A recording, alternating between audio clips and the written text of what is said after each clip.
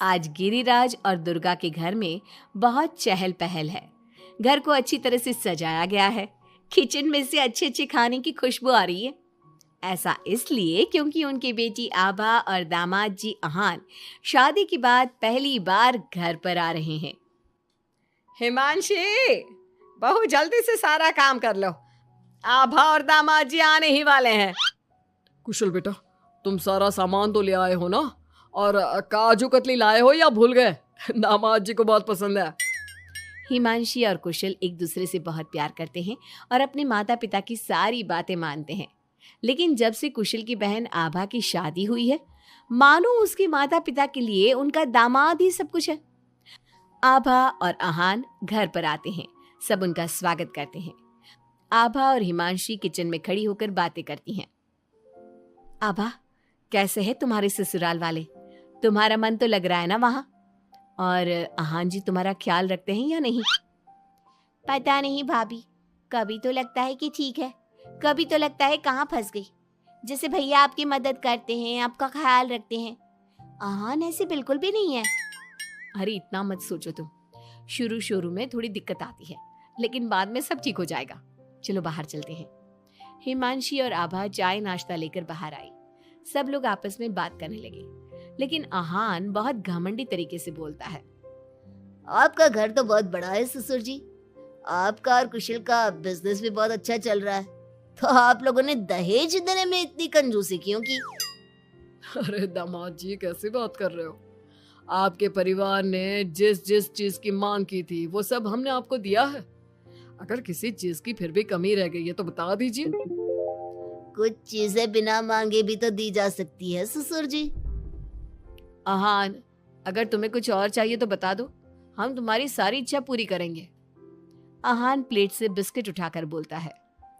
मांगने से दिया तो क्या दिया, वैसे भी आप लोग मेरी डिमांड कभी पूरी नहीं कर पाओगे।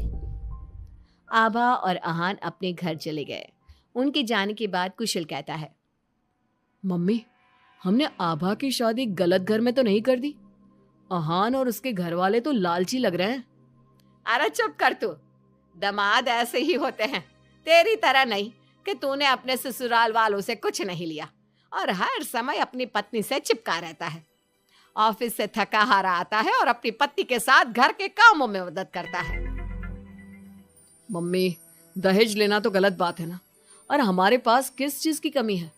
मैं अगर हिमांशी का घर के काम में हाथ बटाता हूँ तो वो भी मेरा ऑफिस का बहुत सारा काम करती है। इसमें बुरा क्या है?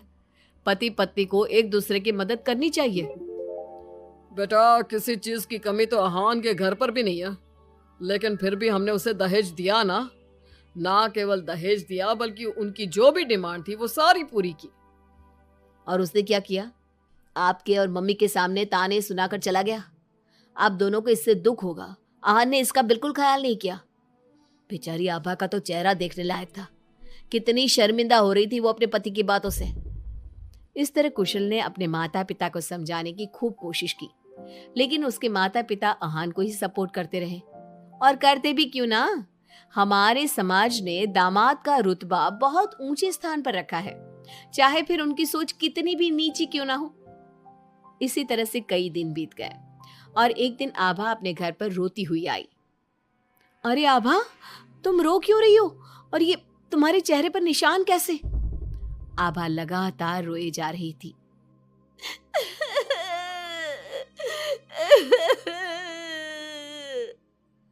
अरे बता मेरी बच्ची, क्या हुआ है तुझे? मत रो इस तरह, मेरा तो दिल बैठा जा रहा है। क्या हुआ है बेटा? हिमांशी और दुर्गा के बार बार पूछने पर आभा ने बताया। मम्मी, मुझे अहान ने बहुत मारा है। क्या? दामाद जी ने तुझ पर हाथ उठाया? लेकिन क्यों? वो रोज शराब पी कर आते हैं और मुझे मारते हैं, लेकिन आज तो उन्होंने हद ही कर दी। क्या अहान जी शराब पीते? ये बात तो उनके घर वालों ने बताई नहीं थी। अरे कौन अपने बच्चों की कमियां बताता है? आने दे तेरे पापा को, वही बात करेंगे अहान और उसके घर वालों से। शाम को जब गिरिराज और कुशल घर पर आए तो उन्हें आभा का चेहरा देखकर बहुत गुस्सा आया, लेकिन वो करते भी क्या? आखिर अहान घर का दामाद है। पर आभा के चेहरे पर चोट के निशान देखकर कुशल से चुप नहीं रहा गया। कुशल ने फोन करके आहान से बात की। आहान, तुम्हारी हिम्मत कैसे हुई मेरी बहन पर हाथ उठाने की? तुम्हारी बहन घर में किसी की बात नहीं सुनती, जो उसके मन में आता है वही करती है। अब तुम ही बताओ, मैं कैसे चुप बैठ सकता हूँ? अगर वो किसी की बात नहीं सुनेगी तो तुम उस पर हाथ उठाओगे? मैं तुम्हारी तरह नहीं कि अपनी पत्नी के पीछे पीछे घूमता रहूं। अगर तुम्हारी बहन जरा भी टेढ़ी चली ना तो मैं उसे इसी तरह से मारूंगा। ये बोलकर आहान ने फोन काट दिया। ये सुनकर कुशल को बहुत गुस्सा आया। कुशल ने कहा, अब आभा अपने ससुराल नहीं जाएगी। आपने उसकी शादी गलत इंसान से कर दी। वो आदमी आभा के लायक ही नहीं है। अरे पागल हो गया है क्या? अपनी शादीशुदा बहन को घर पर बिठाएगा? लोग क्या कहेंगे? मम्मी, आपको अपनी बेटी की चिंता है या लोगों की? आहान हमारा दामाद है और घर में छोटे मोटे झगड़े तो होते ही रहते हैं। हमें इन बातों पर ध्यान नहीं देना चाहिए। हम आहान के माता पिता से बात करेंगे। आभा को आहान बिल्कुल पसंद नहीं था, लेकिन उसके माता पिता समाज के डर से उसे बार बार आहान के घर पर भेज देते थे। इस बार भी आभा को अपने ससुराल जाना पड़ा। एक दिन हिमांशी की तबीयत खराब हो गई तो उसने घर का काम नहीं किया। तबीयत खराब होने का बहाना बनाकर सुबह से लेटी है। तुझे इस घर में जितना आराम मिला है ना, दुनिया में किसी बहू को कहीं इतना आराम नहीं मिला होगा। तेरा तो पति भी तेरे साथ काम कराता है। देख मेरी आभा को, बेचारी कितना पिटती है अपने पति से और सारे घर का काम खुद ही करती है। शाम को जब कुशल घर आता है तो हिमांशी उसे सारी बात बताती है। तुम मम्मी की बात का बुरा मत माना करो। मम्मी चाहती है कि मैं उनके निकम्मे दामाद की तरह बन जाऊं, जो अपनी पत्नी की बिल्कुल भी इज्जत नहीं करता। लेकिन मैं ऐसा नहीं बन सकता। कुशल ने हिमांशी का बहुत ख्याल रखा और वो जल्दी ही ठीक हो गई। वहीं आहान आभा के साथ बहुत बुरा बर्ताव करता था। आभा के माता पिता ना तो आभा की बात सुनते और ना ही कुशल की।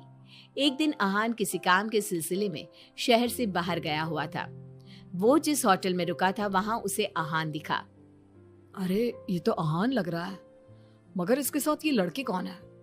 कुशल ने वहां कुछ लोगों से पूछताछ की तो उन्होंने बताया, ये तो अक्सर इस होटल में अलग अलग लड़कियों के साथ आते हैं, लेकिन आप ये सब क्यों पूछ रहे हो?